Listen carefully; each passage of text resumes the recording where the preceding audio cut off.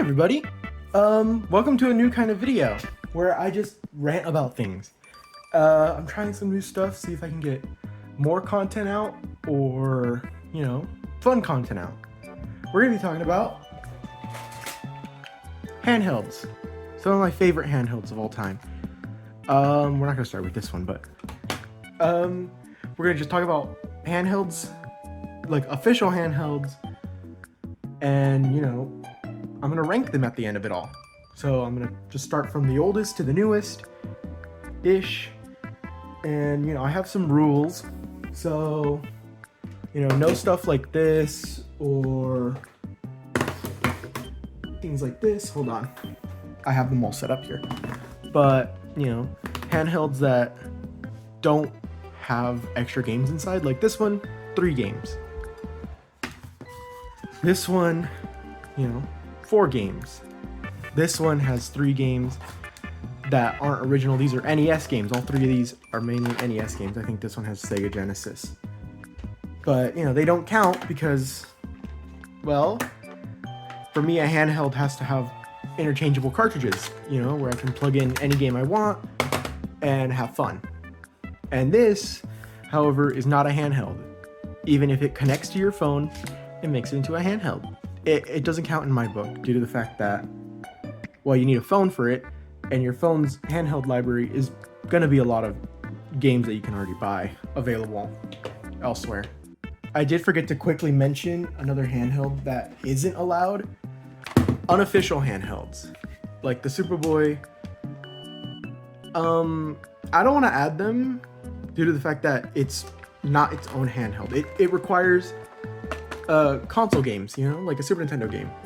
As much as I love the Superboy, I don't want to add it in, making it a little unfair. But yeah, other than that, that's my rule. Okay, we're starting with the Game Boy Pocket. Size-wise, it fits pretty well in my hands. Actually, let's just see if I can get this a little lower so you can see my hands a bit more compared to it. Like, my hand covers the entire Game Boy. But I really love the Game Boy Pocket. Here we have Mario Land 2. My hands,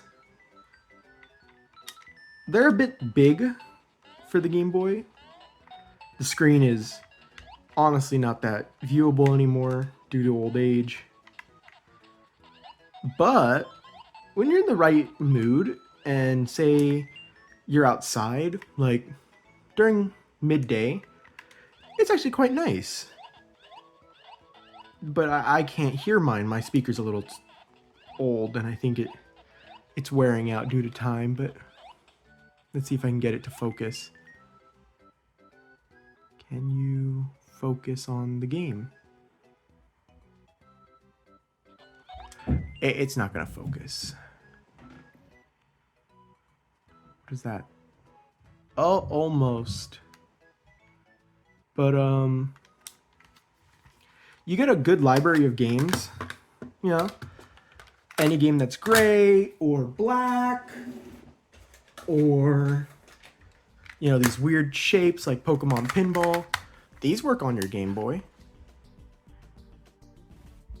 Or would if they weren't corrupted. Just shake it a quick second. It'll work. I hate how it keeps unfocusing. But oh, there we go. Now it decides to focus. It can't run anything that is more modern. So like black and white gets kind of boring. But you got some really great games like Game & Watch Gallery. But I don't know, it's a little small for my hands. I am glad it only takes 2 AAAs. If I could, I would improve the screen and the speaker. That's all I would for this Game Boy Pocket. And it's a great travel size pocket console because it fits right in my pockets and my shorts. I mean, most of these handhelds will, but this one, I like it. Next up on the list is a personal favorite of mine, the Game Boy Color. Now, I had a lot of problems with the Game Boy Pocket, but this is an improved size. It's thicker, it's bigger for my hands. The buttons are still pretty small compared to the Game Boy Pocket, but I don't know, I prefer these buttons. You know, you can play all of your games. You can play all of these, but any cartridge that's black has color in it. So like Bust a Move, is this 4 or 3? I think this is, yeah, number 4. It'll have improved colors. Let's see if I can get those on the screen. That's not a color. Well, black and white, but let's keep going. There we go, there's some color. But of course, one of the biggest complaints for me is I can't see. So if I want to play this in my room, I sometimes can't. Is this blue? That's blue. Speaker's also quiet. But we're not here to talk about games like this. We're here to talk about... Let me see if I can get any cartridges from here.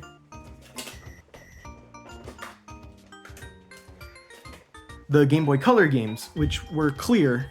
This is not an official game, as you can tell, but it stands my point because it's clear. But this game, it was like $5. But it's a Game Boy Color original game, meaning if you plug it in here, turn the contrast back up, it will say it can only be played on Game Boy Color, as a lot of you know. But for this guy, I almost flipped it the wrong way. I'm stupid sometimes. It'll work. And these games have added features and such. And honestly, I love Game Boy Color games. There is a big group of people who take games like Mario Land 2 or Pokemon Red and Blue or Kirby's Dream Land 1 and 2. And one of their things is just adding color to them. And I'm actually going to show you what I usually do. So, for example, Mario Land 2, there is a color patch. I can find it. Let's see. It's under there. Right here. So give it a second to boot. But it's it's in color now. Look at that, Mario's in. And this game even adds, give it a second, Luigi. And I prefer playing the game as Luigi in this color mode. It really makes it awesome to play. It's just hard to get a good angle. Like, I'd have to play like this. And for the camera, it looks decent. For me, everything's really dark. Yeah, as you can tell, I can't play when I can't see the screen. Otherwise, this is an improvement. It needs a new speaker and IPS screen. Like, if these were my ultimate Game Boys, they would have screens that are bright and speakers, and I would love to use these more often, as soon as I can get new screens for them. Other than that, let's move all of these out of the way. For the next guy, my Game Boy Advance. This has been in a video already for repairs. I love my Game Boy Advance. One, it's comfortable. Unlike one of these where I have to hold it like this, it gets a little cramped, to say the least, using a Game Boy or a Game Boy Color. But with this, it feels like a soap dish, or like how I would use a phone or a tablet. And honestly, I prefer that. Really bright screen. I mean, it is a nice screen, and it has its own kind of games that are a whole different, size from the others. Oh, look at this. You're telling me they cut the games down to half? And, of course, you can play them on here without any problems. Like, I can keep playing Oil Panic because I was playing it earlier. And I can just easily play it now. Give me a second. Now I'm getting into it. But yeah, the IPS screen really makes a difference. But, you know, we're here to see an actual game. Give it a second. We're going to just wiggle it. That didn't work. I'm going to just pause for a second. Did that work? All right, let's see. That didn't work. Let's try the other game. There we go. But now we have a game that's in the GBA's perspective. And personally, I love this GBA. Games play wonderfully on it. And especially with Game Boy games, they're not uncomfortable when they're sticking out like that. Which we'll come to with the next console. But, you know, this is my childhood copy of Mario 3. We can turn it down so it looks better on the screen, but let's see. Can I move this out of the way so I can put my hand there? Yeah. As you can see, the screen is nice and sharp. And I love just playing games on it because it's just enjoyable. There we go. This is one of my favorite games to come back to every once in a while. So here are my ducks. It's about roughly the size of half a duck, you know. We're not doing the duck. The ducks are here for decoration. Look at that. I can play as Luigi. I'm good. But, you know, actually kind of looks like a phone now. Like the Nokia N-Gage. Yeah, I love my GBA. But, you know, I didn't grow up with the GBA original. As you may have remembered, this is my childhood Game Boy Advance, the SP.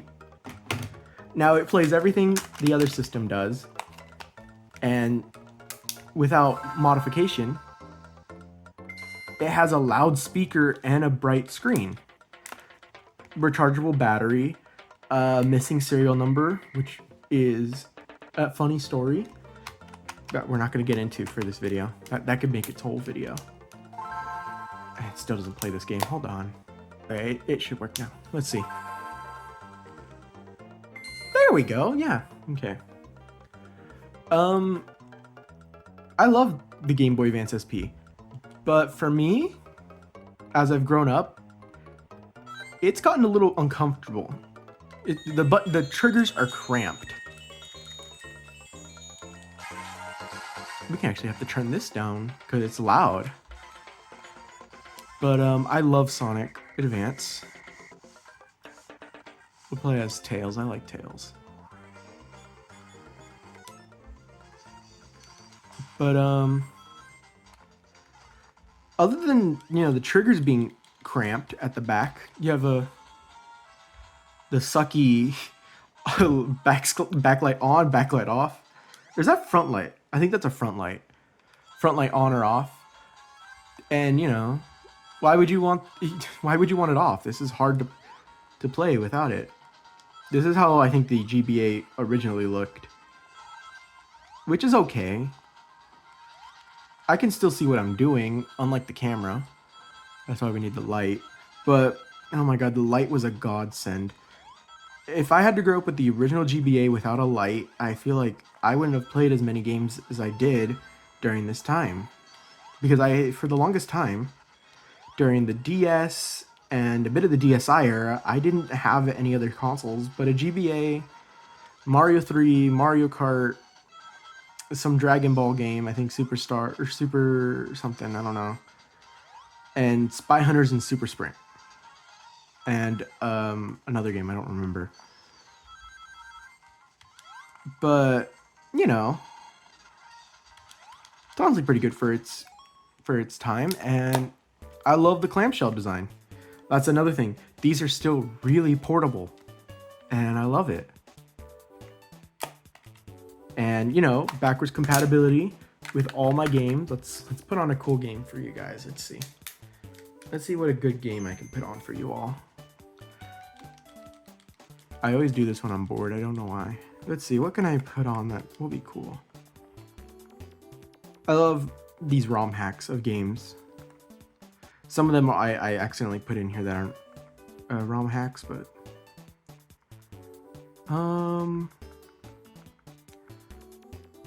let's play Kirby's Pinball Land DX. This is Kirby's Pinball Land, but in color, like I was talking about. Look at that. It looks a lot. It's very noticeable on this screen. I play a lot of Kirby's Pinball Land when I'm bored or during, you know, a car trip. I take my GBA and I play some Kirby's Pinball. The screen is very nice still, no matter what, really. And I love this game, man. I love this Game Boy. I don't think there could be anything that could compete with just the simplicity of popping a game in and playing. That's why I love handhelds. It's basically the epitome of just pop in a game and play. As long as you have a battery or the console's charged. Look at this, you could just play a game. I'm gonna be going on for a while. Anyways, let's move on to the next system, which is, fortunately for you guys, the DS. I'm gonna put this over here so I can talk about my DS. This is an OG DS.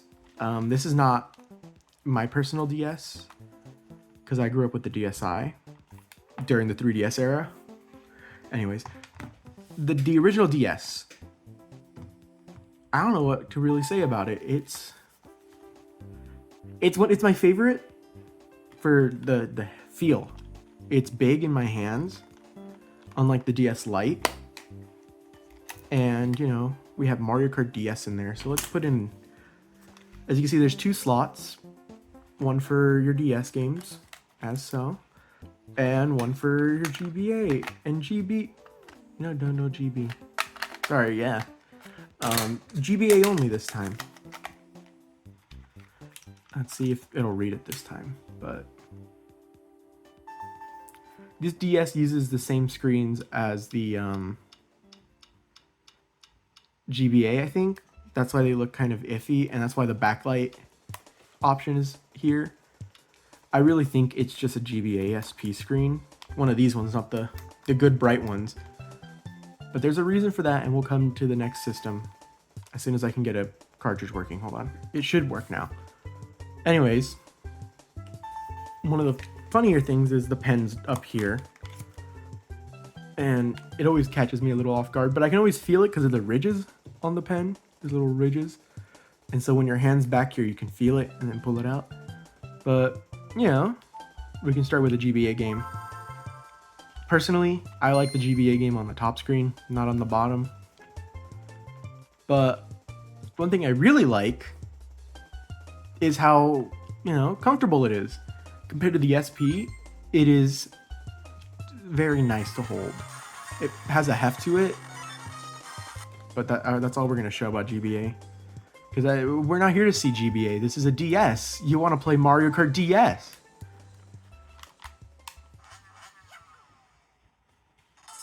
Is this full volume? Oh god, it's loud. I'll keep it back at the volume of that. But Mario Kart DS is... Oh, it's so good. I love Mario Kart DS. One of my favorite games. You might catch me online, Mario Kart DS. I'm going to play as... Luigi's my favorite in the Mario Kart games. I think I'm a fan of the Leaf Cup. Leaf Cup's good. But, you know, 2 screens. Look at that. Give it a second.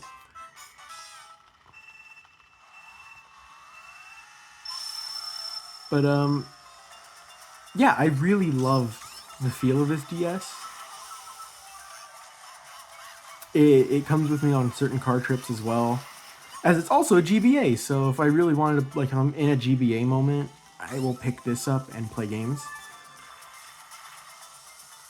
But most likely if I'm in a mode for just GBA, I will just bring my GBA.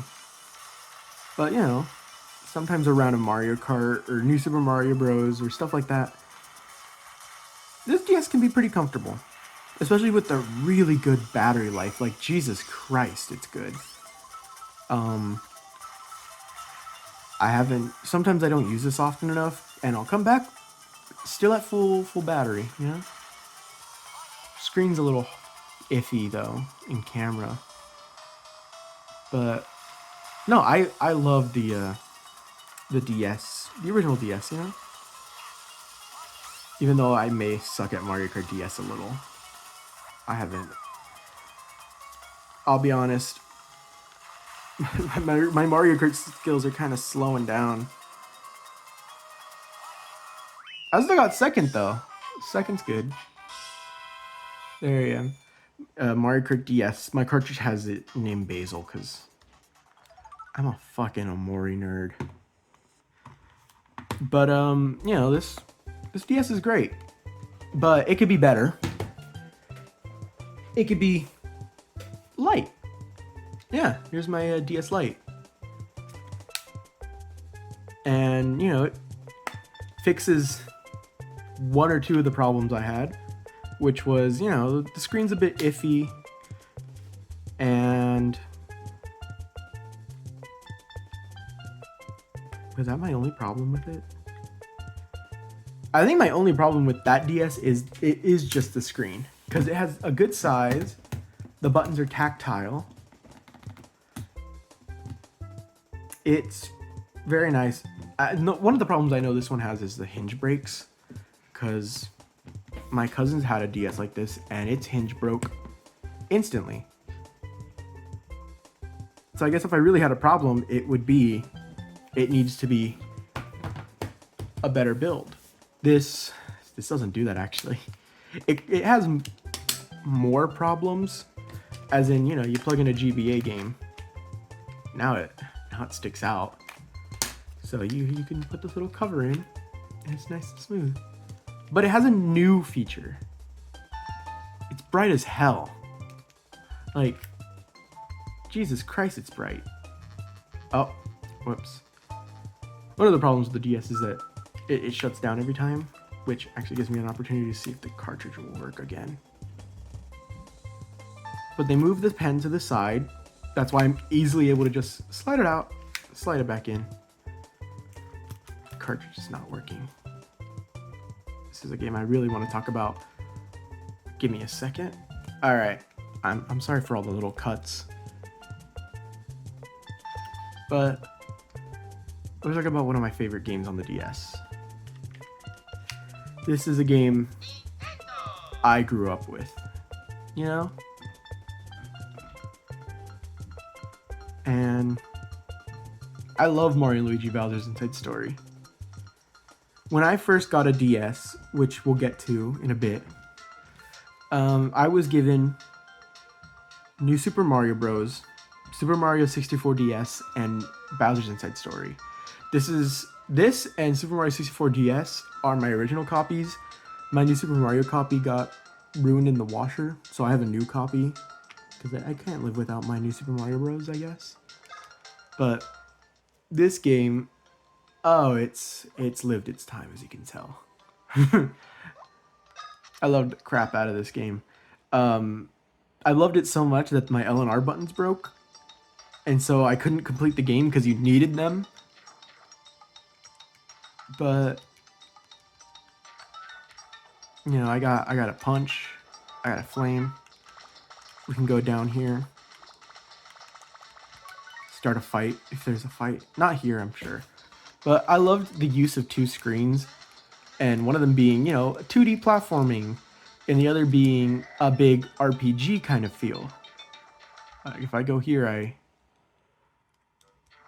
I'm in a forest now. The screen is really nice in this system. If it just was a bit bigger for my liking. Because the thing about this system is, I love it. It is just too small for my hands, and the L and R triggers feel tiny and iffy. This L button doesn't work very well, and I've tried so many things. I might have to desolder it and resolder a new one. These buttons, they feel mushy. They still are good, you know? They're accurate. I wish they just kind of felt more like how these start and select buttons work. Or more like how the original DS had them.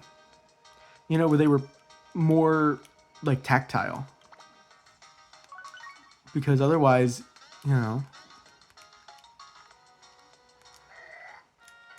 It's also kind of quieter, I feel. But, that screen is so nice. It doesn't look good on the camera, I'm so sorry. But you gotta, like, really believe me here when I say the camera's beautiful. And, you know, touchscreen's great. It doesn't really work in this game. But I love not the DS Lite, per se. But we're gonna get to the one that I love. The DSi. Oh my god. I have so many memories of the DSi. It is by far probably my favorite DS. Let's make sure there's no photos of people I know. Okay. But, as you can tell, mine's modified too, because I love DSiWare, and we'll probably get to that. But I love the DSi. It, you know, it changes some of the things that I didn't like about the DSi, which for me would be the LNR buttons are kind of iffy. Now they're more raised and they're strong. Let's make sure it's not facing me. Problem number 2. Weird charger. This wasn't really a problem till the DSi came out and made a universal DS charger for the time. But, you know, this guy was a little iffy. One of the things I didn't like during the time was the, let's see, let's close this, was the volume slider. I did not like this because at the time it would get muggy and gross and it would feel scratchy and not sound proper. While the DSi, you just have little volume bumpers. Let me make sure. Yeah, we're good. It has little volume and it's loud. I didn't like the power slider because the power slider broke off one of the DS's, so I decided to hate it. But a power button, that's my favorite. And cameras, it had a better microphone in my opinion. SD card, which is why I have a homebrewed DSi. Let's play a DSiWare. Let's play Dr. Mario Express. Dr. Mario Express was one of my originals. If you didn't know, this is not my original DSi. This is one I bought off of eBay. My original DS was a matte red that I got for my first communion with the Mario games, because I was a Mario fan. I always am. But what happened to it is I left it in a hot car, and I left it for almost like half a month in there because I just forgot. And that killed the battery. But I didn't know it killed the battery. I thought it killed the entirety of the DS. So me and my grandpa, we tried to fix it. And I'll be honest, we ended up making it worse. But recently I went back to where I used to live. I found my old DSi, and I'd brought this DSi with me on a trip because I always bring a DSi or a DS with me. So I took the battery out, I put it in my original DSi, and it somehow worked. Like, the console worked completely. It was just kind of broken. The touchscreen, gone. It doesn't work. You can't tap anything. Maybe I broke a ribbon cable or something, but the screens worked. You had to put pressure right here, because as soon as you let go, it's dead. LNR triggers, still broken. But maybe I'll grab it next time and bring it back and see if I can use the motherboard at least to fix it. Because there's old photos on there, there's my old DSiWare, and, you know, I'd really love to get all that stuff back. But otherwise, you know, the DSi has always been my personal favorite. It's always been comfortable. It plays my favorite games, which is the DS library, basically. And DSiWare. I love DSiWare. I don't know why. DSiWare is just so stupid sometimes. Like, some of it's just DS games cut down. Some of it is just junk. Like a diary or calendars and clocks. But, you know, I owned the Mario clock. I owned the Mario calendar. Or not calendar, it was the Mario calculator. It was Mario calculator, and I always thought it was stupid, but I loved a good calculator. So, really, I have a lot of memories with the DSi. I'm doing really bad because I'm not focusing. But it has its flaws, being it's too damn small. Like, as much as I enjoy the DSi, and I always will, it's too small. It's just too small. Jesus Christ. This was advertised as like a 75% increase. Yeah, I can see it. The XL can eat it. Can eat the entire DSi. And this guy I just got because before then I had a blue one. And the blue one, its hinge broke. So I was without a DSi XL for so long. This one takes a while because it's homebrewed and I have an 8GB card instead of the usual 4. But yeah, there's a nice little photo. One of my favorite, another thing about the DSs is if you have a DSi or a DS, when you unplug a game, it will freeze the system. With the DSi, I have an R4 card here. You can do it while it's on, and the screen is just beautiful.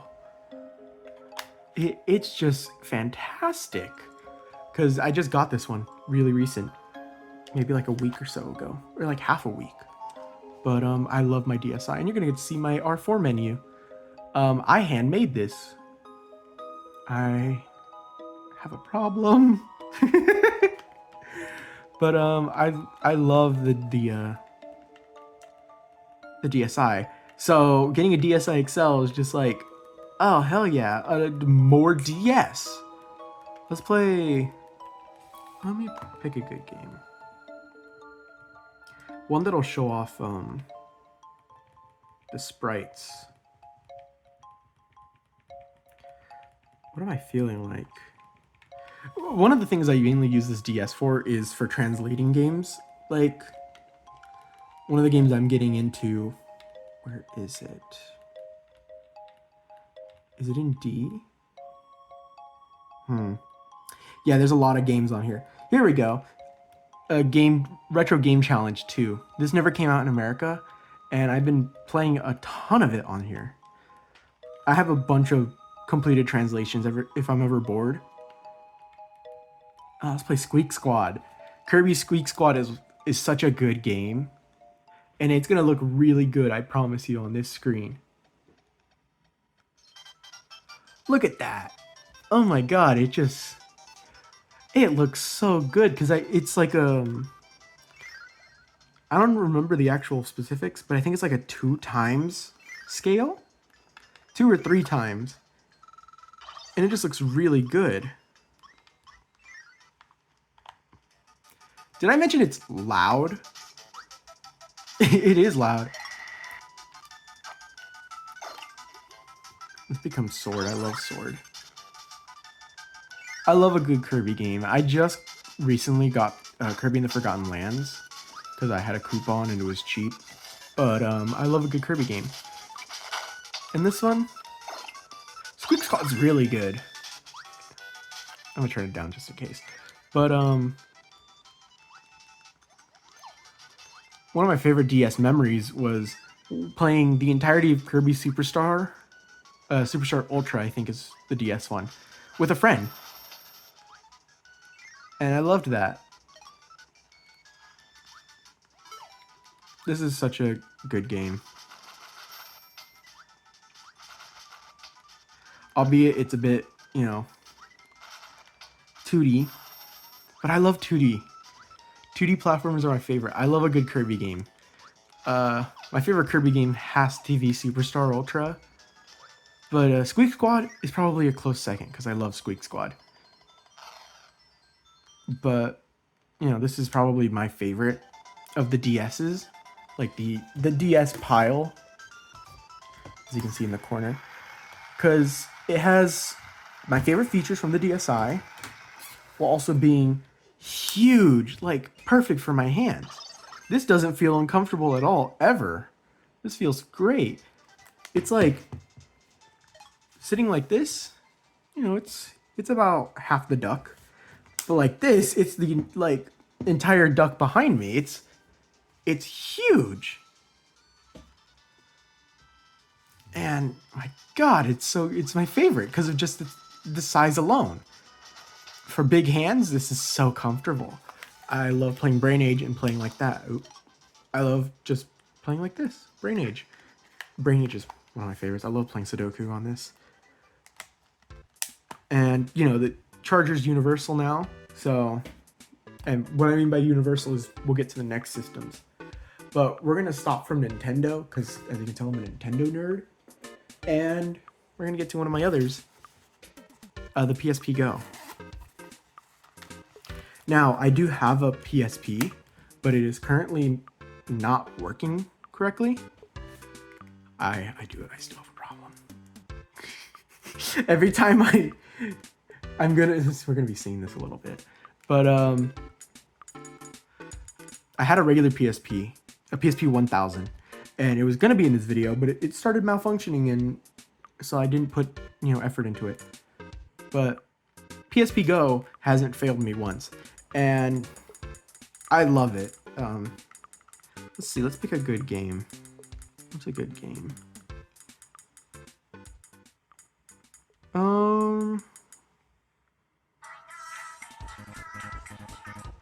No. I can't play Loco Roco. Wipeout Pure, I think. But one of my favorite things about it is just how damn portable and how long the battery lasts. Like, genuinely, I haven't used this in 2 weeks of recording this video.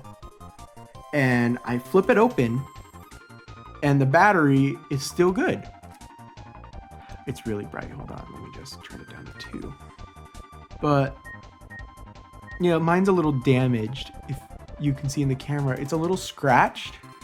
And you can really notice that scratch when you're playing a game and this game's really bright or dark. But other than that, it's loud at the largest volume. And honestly, it's kind of comfortable when you're playing games like this. Like 2D games or PS1 games. It's comfortable. But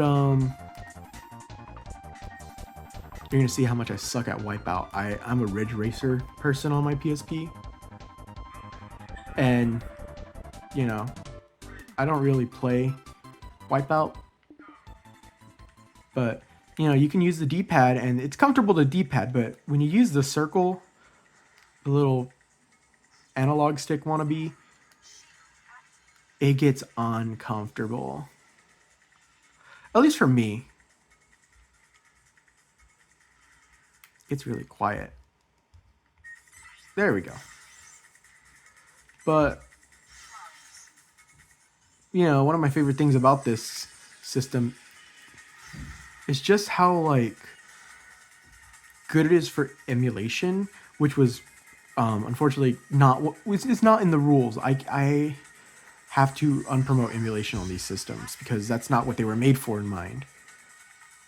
But this is one of my favorite machines for playing PS1 and PSP games, since it legally lets you do that.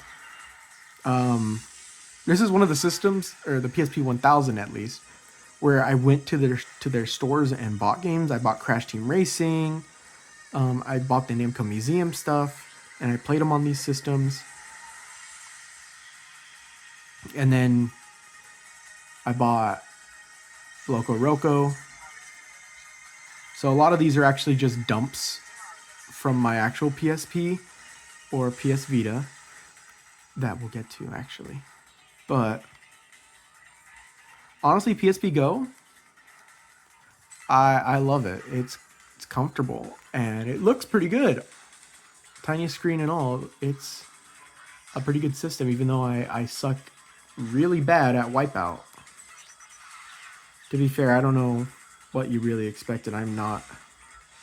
Racing games, I'm getting used to now. One of the racing games I'm used to is like Mario Kart. Mario Kart, Chocobo Racing. You know, I'm more of a go-kart party racing guy instead of like a Gran Turismo, Ridge Racer. Well, Ridge Racer, I'm good at Ridge Racer. I'm good at Ridge Racer in Daytona, USA. I love Daytona, USA. I can talk about that for hours. As I was saying, I have a problem. But, you know, this game ain't half bad. You know, now that I'm playing more of it, this is kind of fun.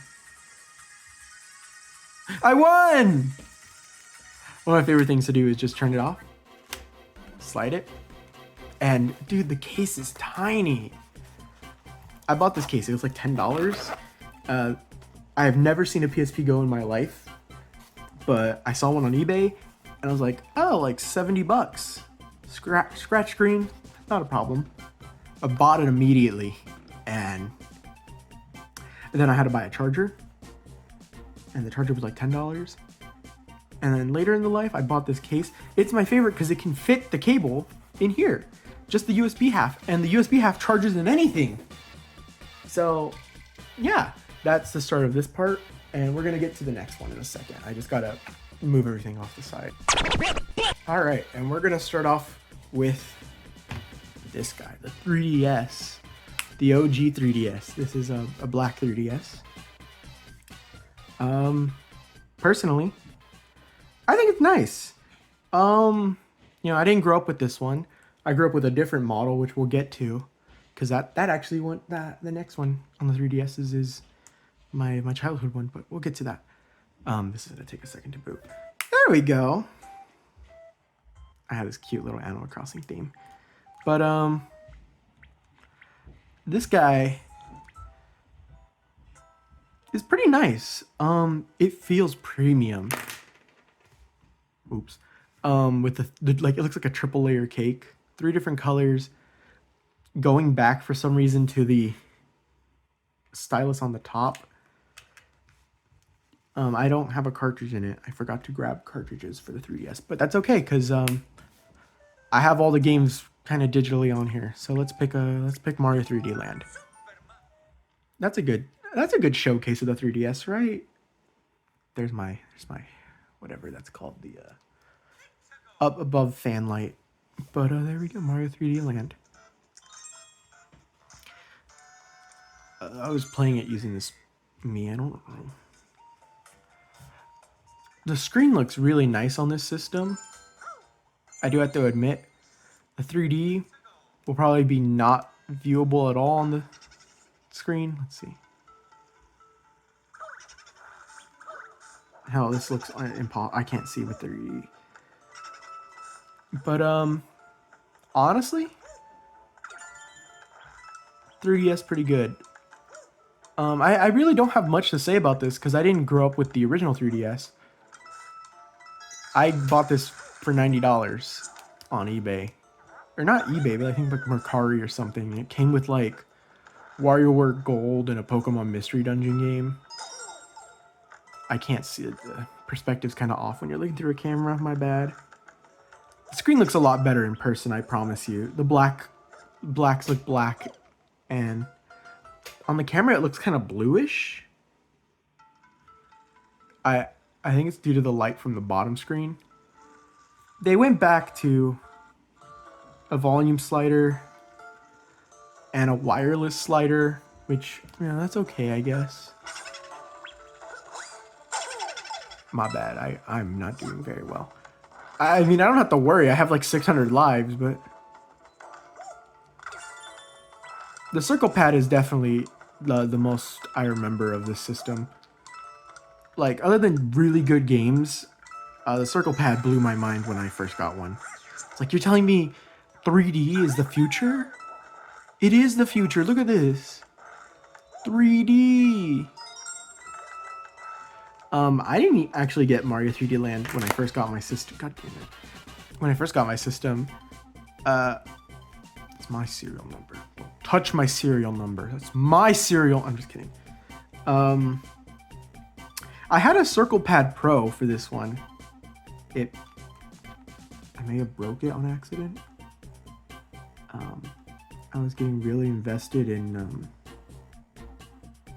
Resident Evil Revelations, and I broke it. Why was I so quiet for that? I'm sorry. But things I don't like about this system. Unfortunately, this one does have a lot of cons. It's kind of too small for my hands. Like, this is where my normal position would be in a controller. As you can see, my thumbs are where the screen hinges. So when I have to move my hands down, that's okay. It's just, a little uncomfortable, especially with the shoulder buttons. God, that took me a second. Playing games with a D-pad, oh, it sucks. Which is really bad for me, because one of my favorite things for the 3DS was playing all the really good NES games, Game Boy games, Game Boy Color games that were on here. But I have so many fond memories of the 3DS. I just never saw people with this one. I never saw people with this kind of 3DS. I saw people with this guy, a 3DS XL. And you can see how rough it is. It's all scratched up. The bumpers, they've seen better days. The entire back is scratched. The SD card's a little flimsy. Yikes. But that's because this is my 3DS. I got this for Christmas, and I couldn't be any more happier to have this than one of these. Why? You see how my hands are in normal resting position? I'd have to scoot them a little down, and I could play my 3DS games. The screen is huge compared to the 3DS. I can actually do this now. Hold on. Look at that. That took a second. That was weird. Anyways, let's turn this down.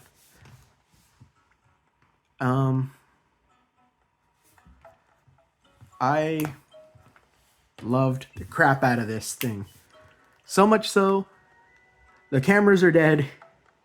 The circle pad's drifting. The front touchscreen is scratched out of hell. I think that's kind of it. These screens are really old and scratched. But other than that, if I can fix the drift and the cameras, I would use this constantly. Oops, I can't activate the camera. The cameras don't work. This is what I mean. Hold on. It'll prepare. Take some time to prepare. It'll tell me how many photos I can take. It won't take photos. And it completely freezes the system. I hope you know that the system's frozen unless I press home. The Photos and video, the Photos app doesn't work. Everything else does, though. It kind of sucks, though, because Tomodachi Life used to take photos for you. And I remember one random day, the camera just started working. Funnily enough, past this line is games I used to actually own on the eShop, minus this one and Pokemon Moon. I owned all these Virtual Console games, except Sonic Advance 3 and Pokemon Silver and Gold. Everything else I owned. Like, I remember when Pokemon Red, Blue, and Yellow came out. I bought Pokemon Red and I bought Pokemon Yellow. When I first got my 3DS at Christmas time, I didn't have regular 3DS games. I had my DS library from my DSi. So, you know, I had games like Scribblenauts. I had Sonic Classic Collection. I had Sonic Chronicles. I had my Marios. But I didn't have anything new. But I wasn't one of the early adopters. So I had the eShop. And you want to know what my first game was?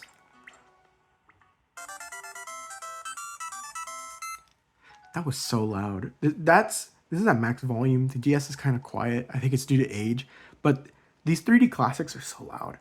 But yeah, my first game was Kirby's Adventure on the 3DS.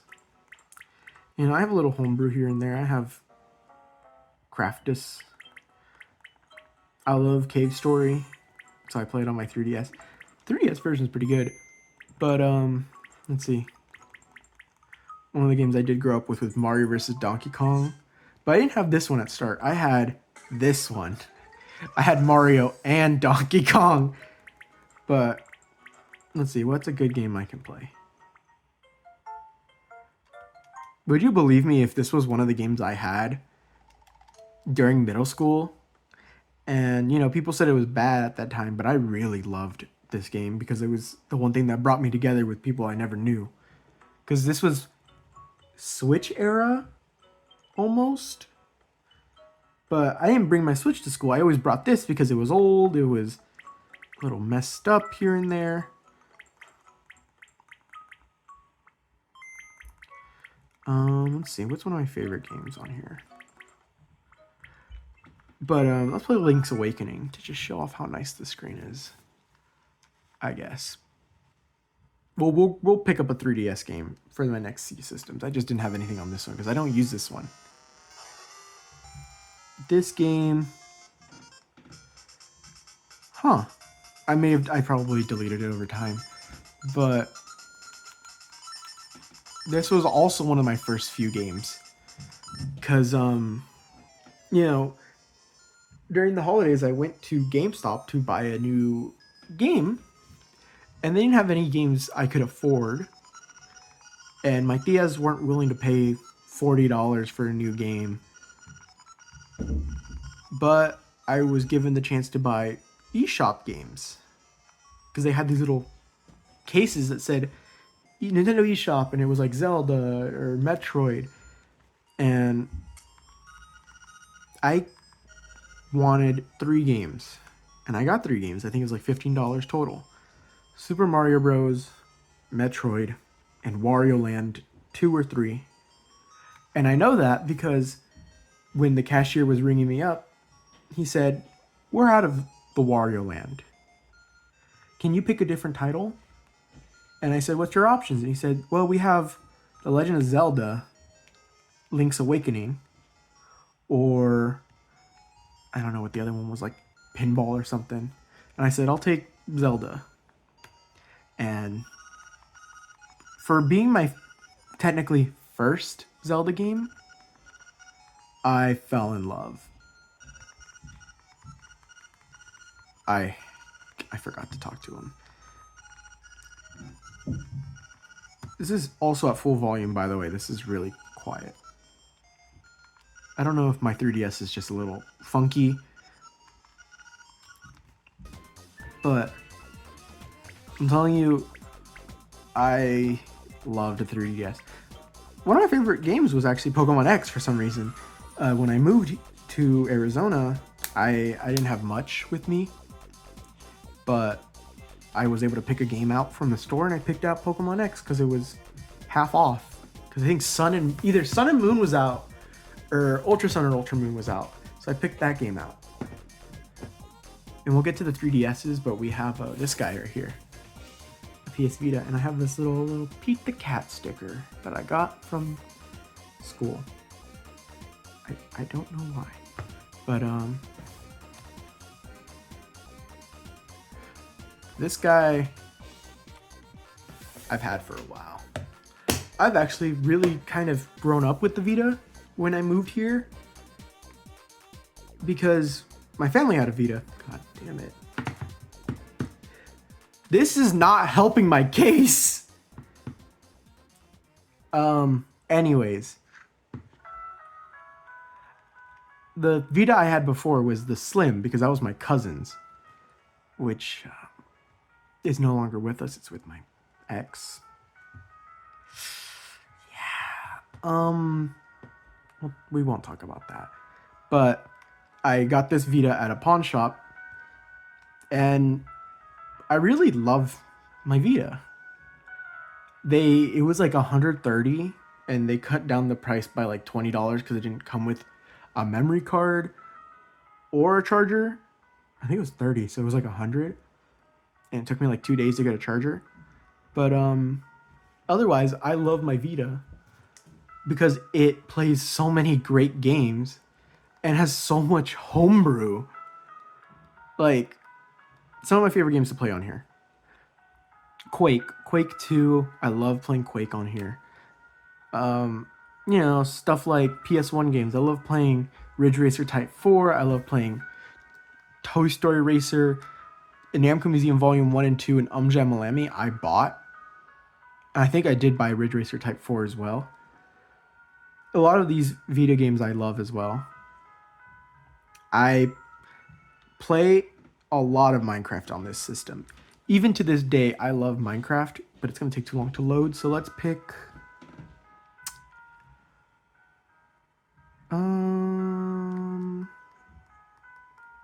Let's play Hot Shots Golf, because I could really go for some golf.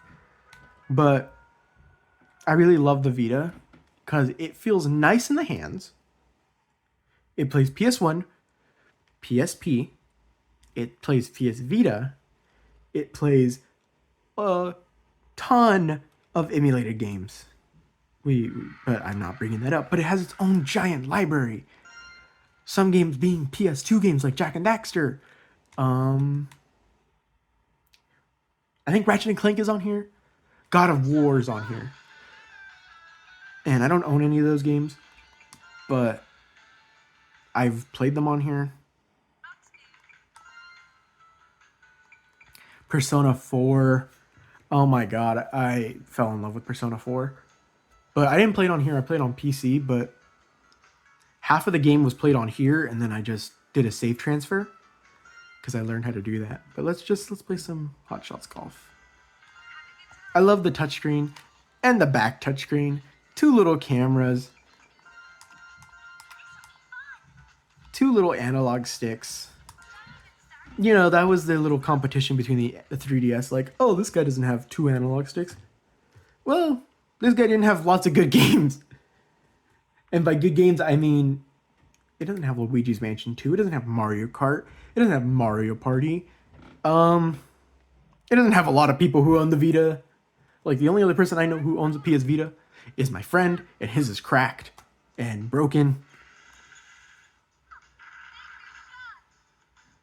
But, I do love my Vita. So much so, I bought a PlayStation TV, and I kind of use this as a makeshift Nintendo Switch.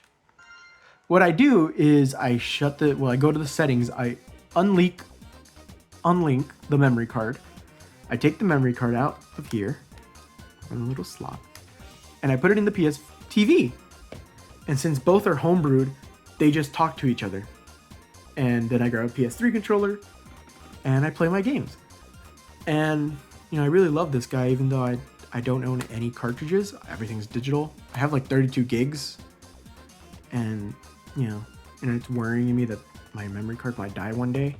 But we won't talk about that. What we will talk about is my next system. The pen fell out. The 2DS.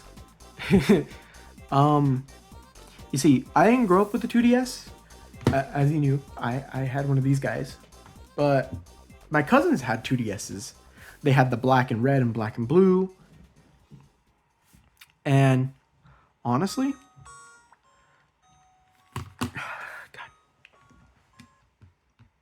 I'm not helping my case. Hold on, I'm gonna grab the pen. Because I kind of want the pen. But the 2DS is so comfortable. Let's just pick a random game.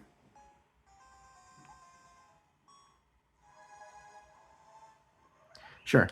Why I like the 2DS is because it's just everything's instantly in my reach. Like where my fingers come, like where I get comfortable with my fingers, right in the spot.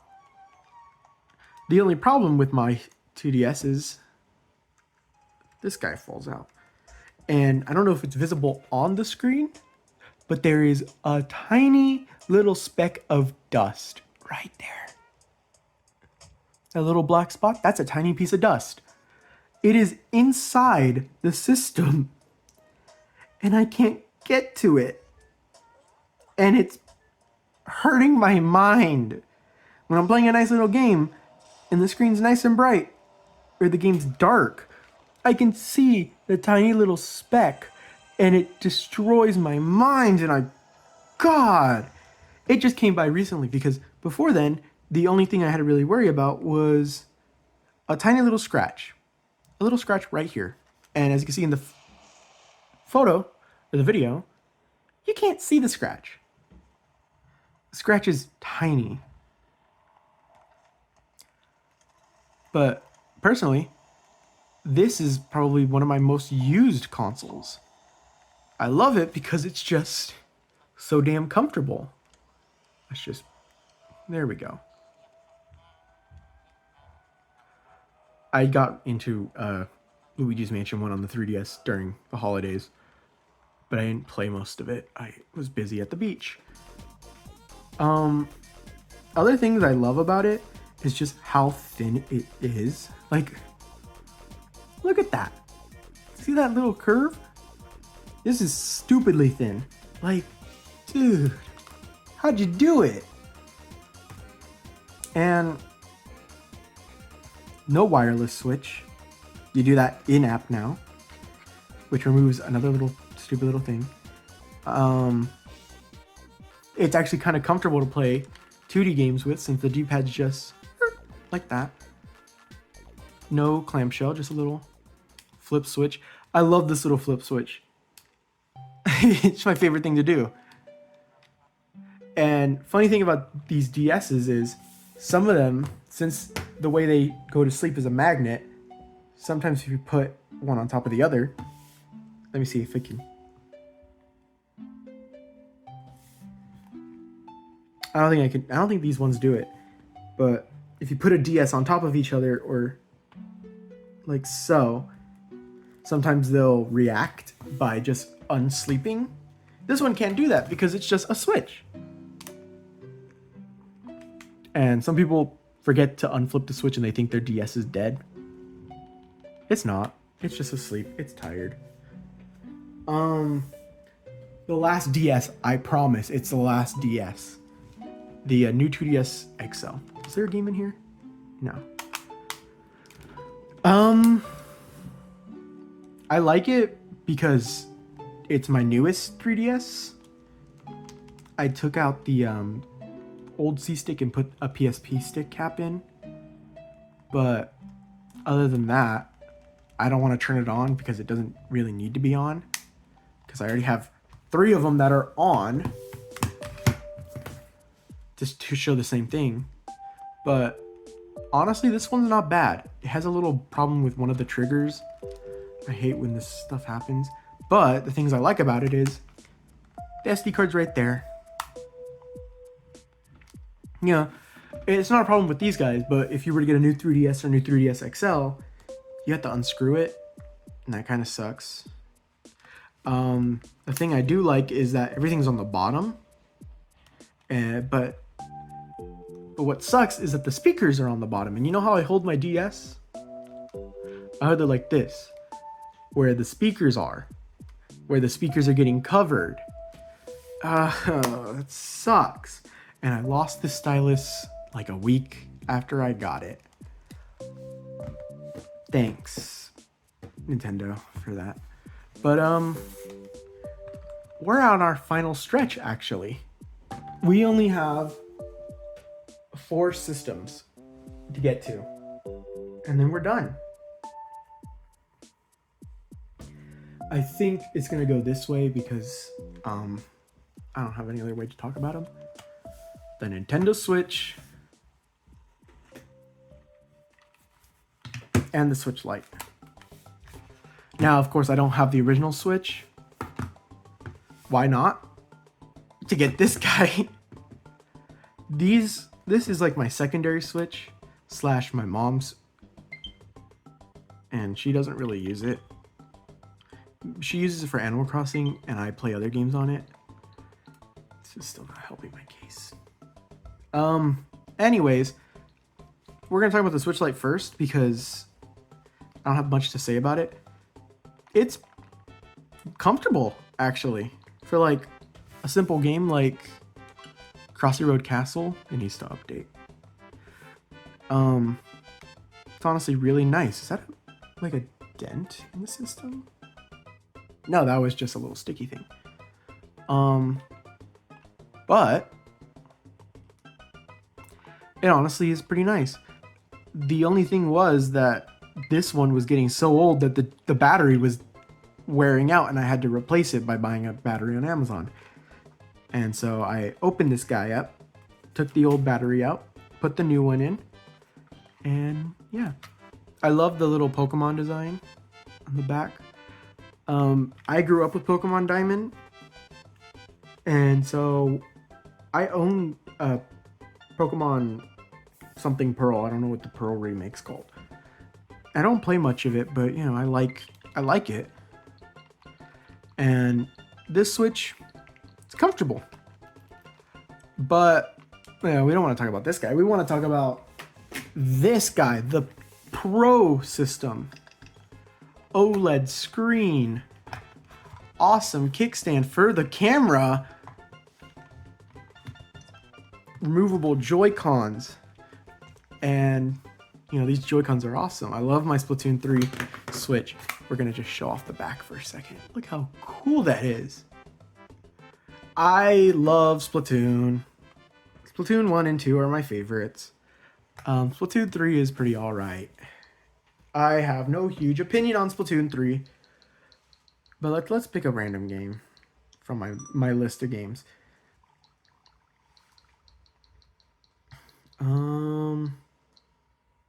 As you can tell, I have a lot of games on this system because I love the Switch.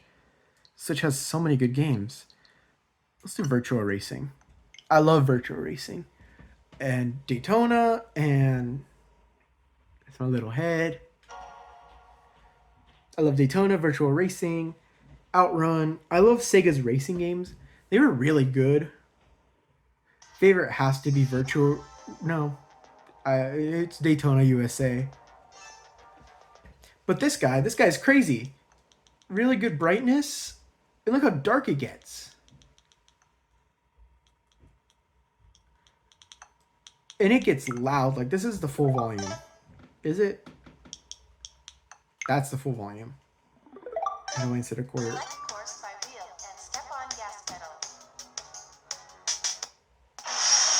Do you hear how loud this is?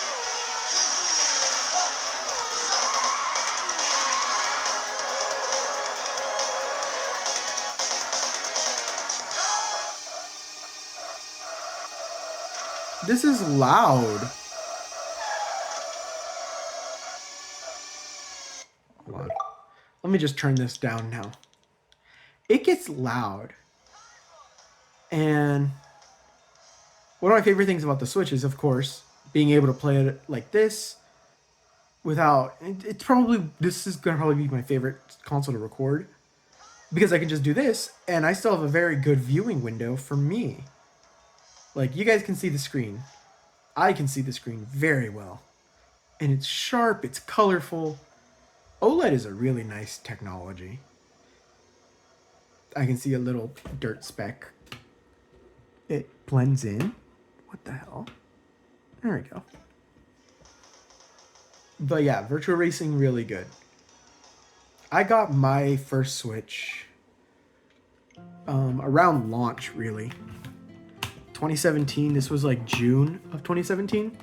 I know because it was my birthday and we just moved here, I think maybe in February. So when the Switch came out in March, I said, Mom, can I get one? She said, maybe for your birthday.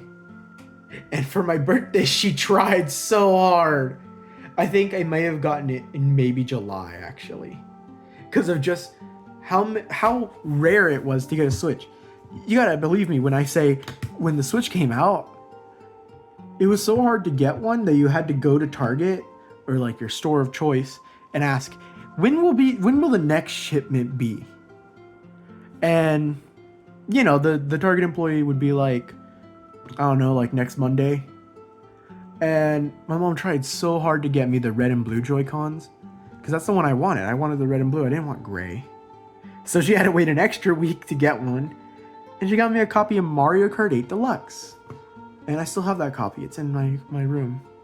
The cases. The cartridge is in the case I use. I use a nice little brown case. But I love taking this thing around. And as of today, the new Mario and Luigi game just came out. And I'm going to go pick up my copy. The Switch is not dying anytime soon. God damn it. And I love this thing just for that. But, you know, it has its problems. One of them being these Joy-Cons are horrible to repair. This green Joy-Con, these buttons broke for a bit, and so did the lights, and the syncing broke, and I had to repair all that myself. I had to put little metal insert things for these, because my original ones broke, and this Joy-Cons wouldn't stay on properly. My Switch has a little crack right there, and right there, right there. And it's not noticeable unless you're in the sun, which you're probably not, to be honest. But we're gonna put that to the side. We have two more. Yeah, this is in here. Why? It meets all my criterias. Interchangeable cartridges, or digital storage, meaning there's multiple games. This one is cartridge based. It has exclusives, and by exclusive I mean most of them are on other systems and stuff. But you know, so there's really good games on this system. A lot of them are, you know, older games like NES, SNES, Game Boy Color, Genesis, Amiga, just a ton of games. But I feel like it hits the criteria because it has all the things. Official games. So like you aren't going to an app store and downloading Ball Bouncer and Blockbuster. And you're not like buying bootlegs of like Sonic games. These are official games. Like Witch and Wiz is a beautiful homebrew platformer puzzle. Good Boy Galaxy is incredible. And this one is licensed by Capcom with a bunch of great Capcom games. And, you know, every few months, with an update, you get an exclusive indie game. Or exclusive, I don't know if these are exclusive to the system or not. But, Fleet 2? Fleet 2 is pretty good. I've never played the first one, but it kind of makes me want to spend money and play the first one.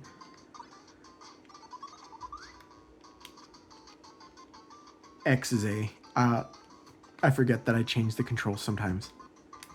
For the Rescue Fleas, yeah. But yeah, this is obviously an NES game. Is A actually... No, A is A. I didn't change the controls. Never mind. But one of my favorite things about this is... See, look at that. Mash B. It's sharp. It's a nice sharp screen. It's loud.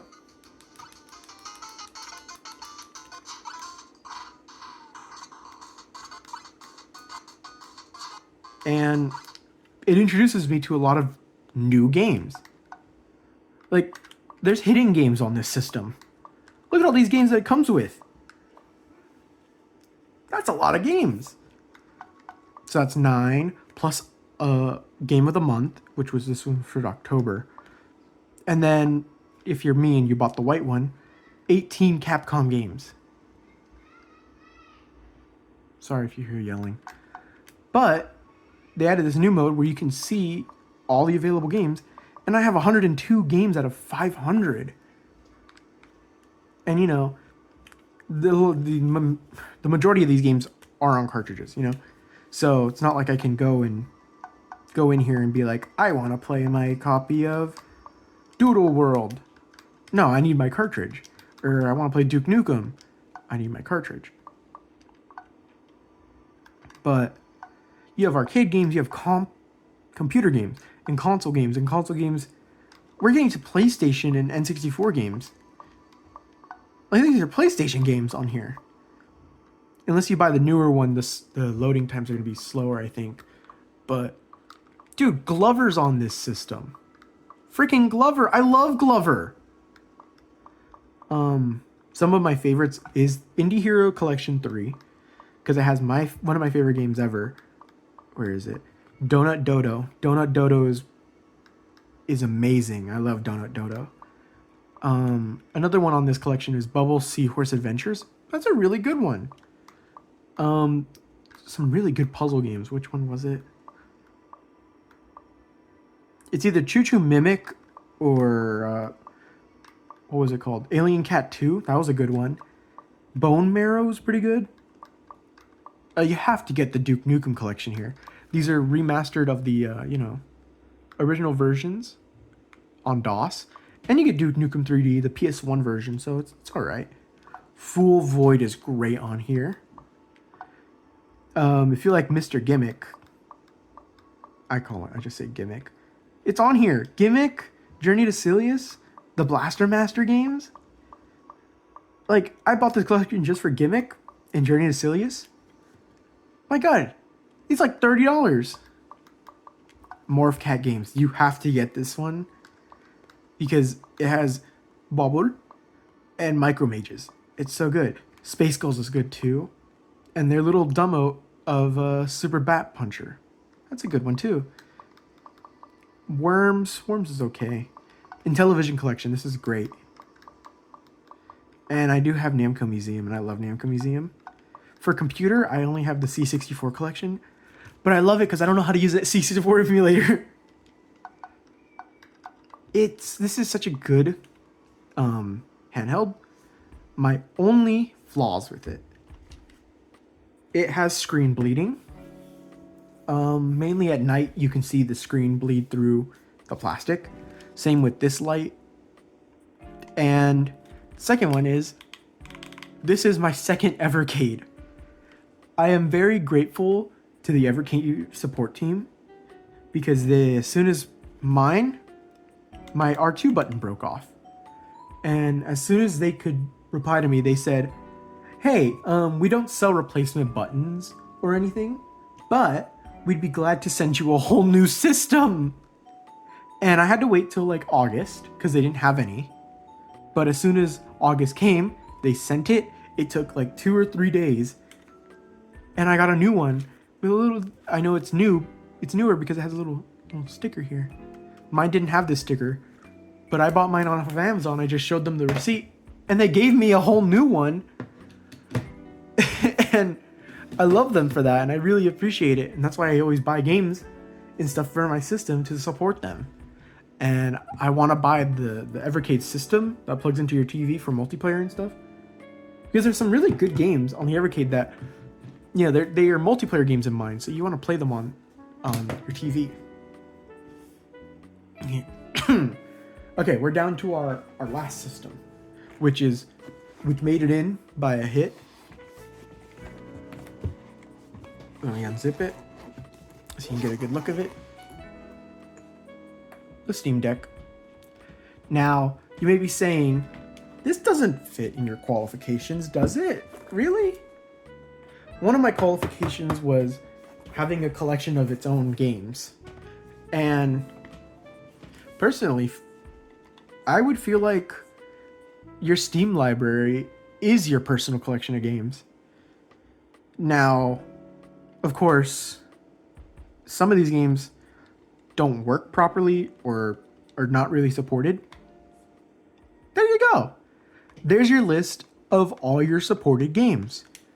It has a storefront where you can go and buy games for your system. I'm not buying that.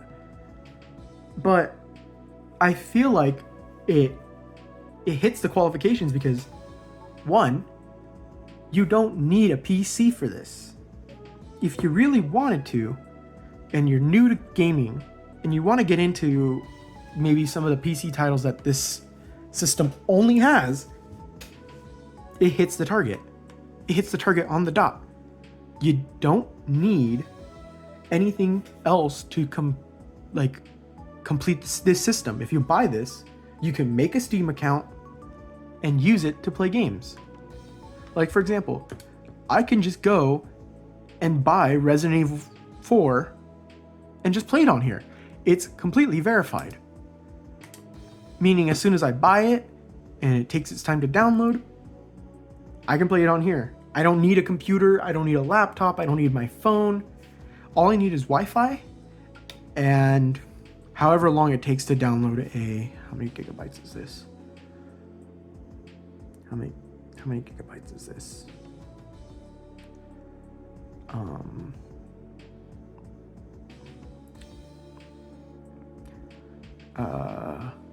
Do they not tell you the storage on your Steam Deck?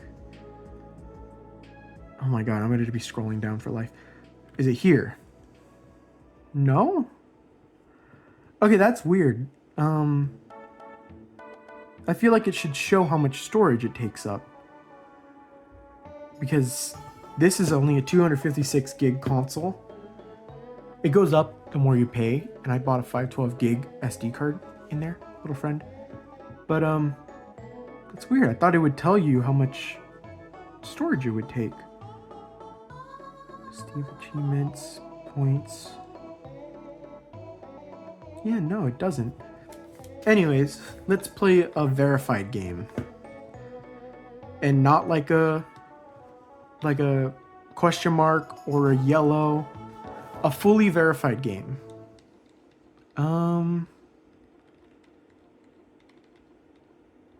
I am a big fan of... Let's see. It is verified. Cash Cow DX. Oh my god, I love Cash Cow DX. You just click play. It launches. And you just give it a second. Look at that. Game. No settings, no tuning the game to work. I can just click normal mode, and play. I don't need a computer. I don't need nothing. So I really feel like it hits my standards of it's a handheld, like a handheld for this ranking, because it's just really good. It does its job. I don't need any extra things.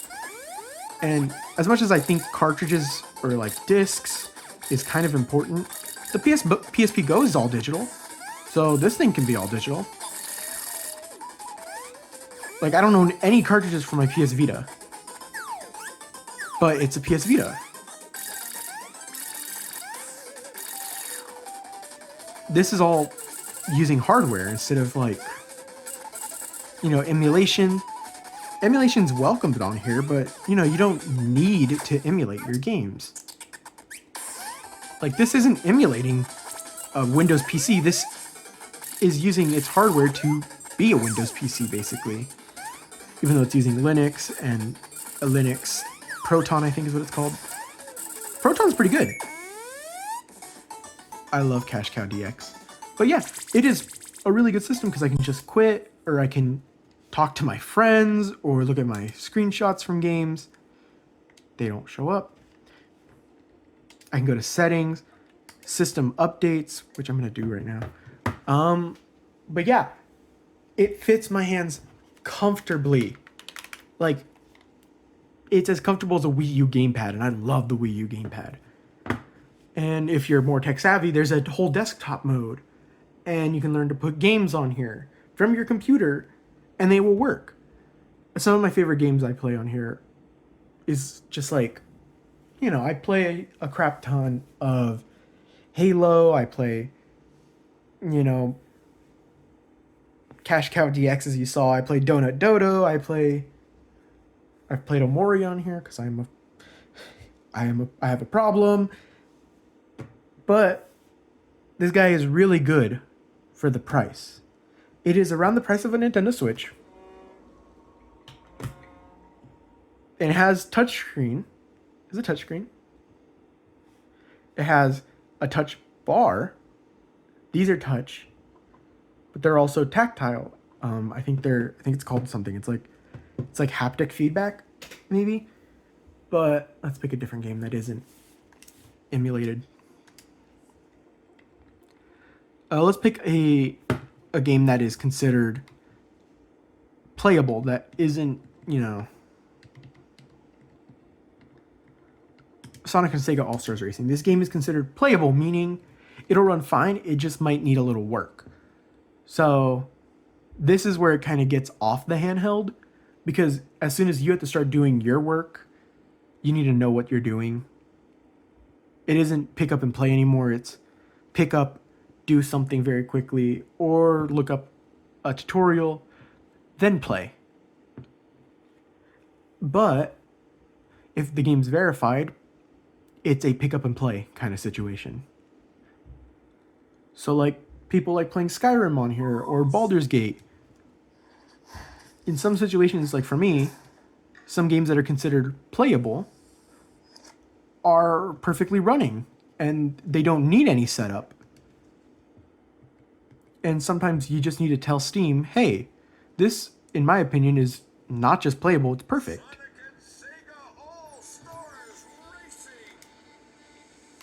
I think they also just have like a quality control.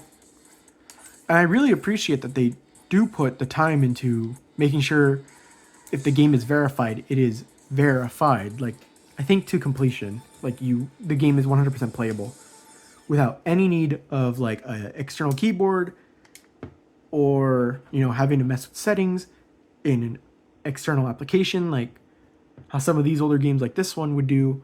If you wanted to change settings like graphics or controls, sometimes you would have to join a different menu.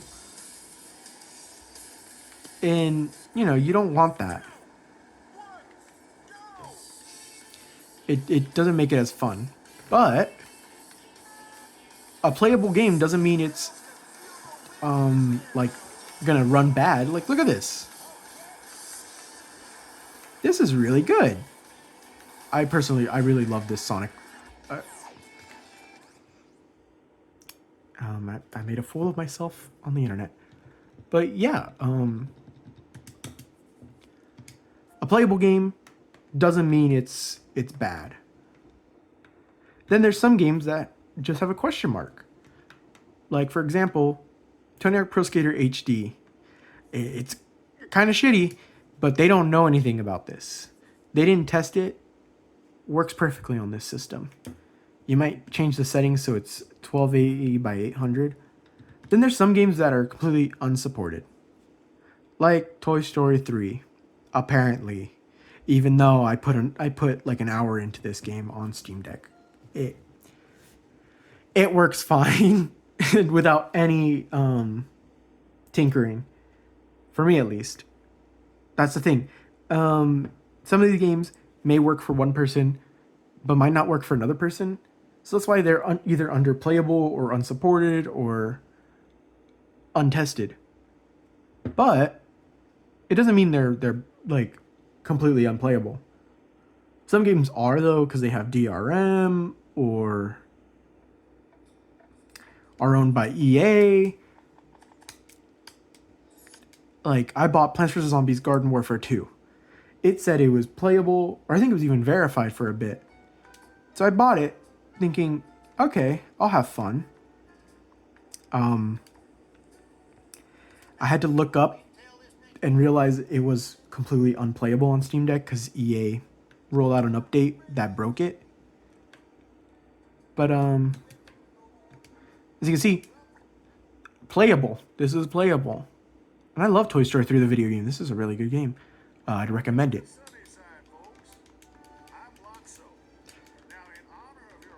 And it's pretty loud. This, welcome carnival. My friends here. as you can see, this is a very loud system as well. You know, these big speakers. This button right here. Quick settings. It's really nice. You know, brightness. Really dark, really bright. Audio. There's a microphone. We're not going to do that though. If you're connected to the internet, you can get achievements and stuff. I don't think you need the internet actually for that. But you're talking over me. I don't like that. Are we good? Yeah. It's really comfortable. It feels like like I'm playing on a gamepad. But it looks sharp. It looks beautiful. And it's definitely one of my definitive ways to play games when I'm bored. Like, I will pick this up and play Tony Hawk's Pro Skater 1 and 2, or I'll pick it up, play GTA, or play Half-Life 2, or play what's another good game that I think Skyrim. The reason I bought Skyrim was to play it on here because I heard it was really good. I like Toy Story 3. But one of my favorite things about this system is it just goes to sleep immediately. There's Bluetooth controller support, meaning if you have like an Xbox One controller or a PS4 controller, you can connect it. You see that little thing up here? USB-C. You know what that is, obviously. But you can get an external dock, plug it into your TV. Now you have a console. Just like this guy. I think that's cool. And, you know, I love handhelds, you know? These are some of my favorite little things.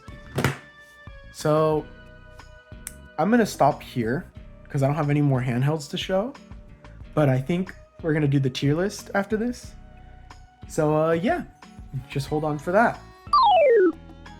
Okay, and here's our last part, just to making a little tier list, just to add on to the already long video. What is it, square images? No crop. Anyways, let's start with, of course, Game Boy Pocket. I gotta put it in C, because Game Boy Color goes on B. Because Game Boy Pocket, simple, small, but, you know, Game Boy Color does simple and small, but color games, like color games, I feel like Advance goes in A, because it's wider, and then it just plays all the other games. Advance SP, I kind of want to put either in A or B. We'll put it high B because it's, you know, the Advance, but with a brighter screen, but it feels a little cramped for my hands, like I mentioned probably. So I'm putting it with the Game Boy Color right now. Original DS, I'm gonna put it as well in B because I feel like the DS Lite is an A as well, due to the fact that, you know, brighter screen, smaller, like slimmer. Yeah, I don't know. Did like the design of the DS original, but the screens, they kind of lose me there. PSP Go, I gotta put in B, mainly because I think it's a little bit better than the original DS. Mainly because it's small, only 16 gigabytes, and if you want more storage, you have to buy an adapter or the really expensive, probably really rare memory card. So no UMDs, but I feel like it's also high B. Can I move it? Yeah. I feel like it's higher than GBA-SP because it is a portable, like the most portable PSP, plus Bluetooth and AV out, so you could dock it, and then you can play PSP on your TV. DSi A tier, and then DSi XL on S, because the XL and the DSi are already pretty. I'm gonna put this a little higher.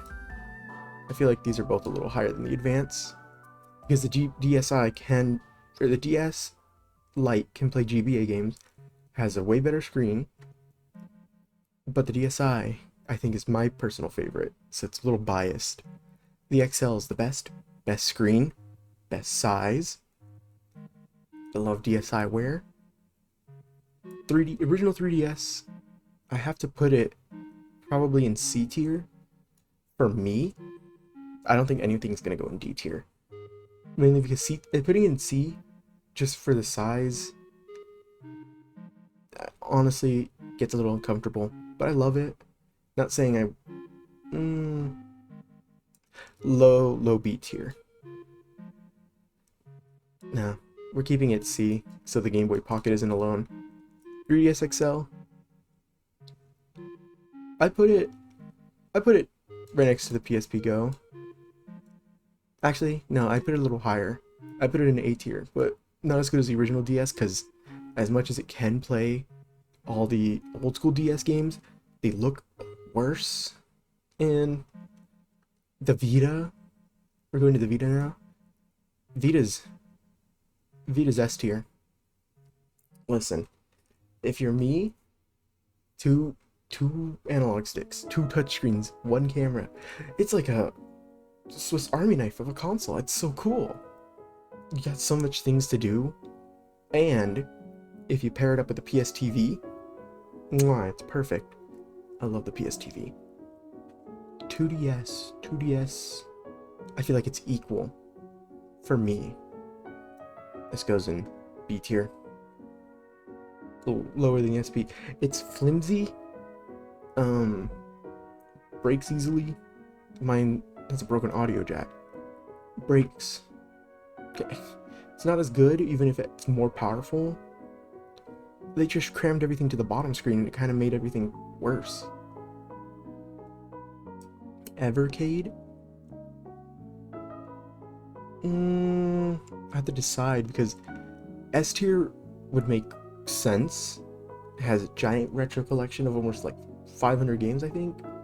And that's not just retro, that's indie games too. So it's like a really good retro and indie device. On the downside though, what would be a downside of it? I would have to say downside. Nothing. I can't think of anything. Maybe no multiplayer? There's no multiplayer on the handheld. You have to buy the console. Then the console can't play certain handheld games, which kind of sucks. Switch OLED, A tier. I feel like at the moment it's at A tier because I'm getting tired of the Switch. Switch Lite is top B tier because it's missing features, but it's a really good handheld. I have to say Steam Deck's S tier. Perfect in all of what it does, which is play PC games. It plays PC games really well, and it makes it feel like you don't need a PC. And I'm pretty sure you don't. All you need is like a phone or anything that can run Steam just once. Or just even a web browser so you can make an account. Boom. After that, everything can be pushed aside for the Steam Deck. It's really great. This is my tier list. What is this? Purple list. Oh, no. There we go. Yeah, we ranked them. None of them are D tier. Sabk. I've never really done tier lists like this, especially for a video, but you know, this is fun. No, I like this.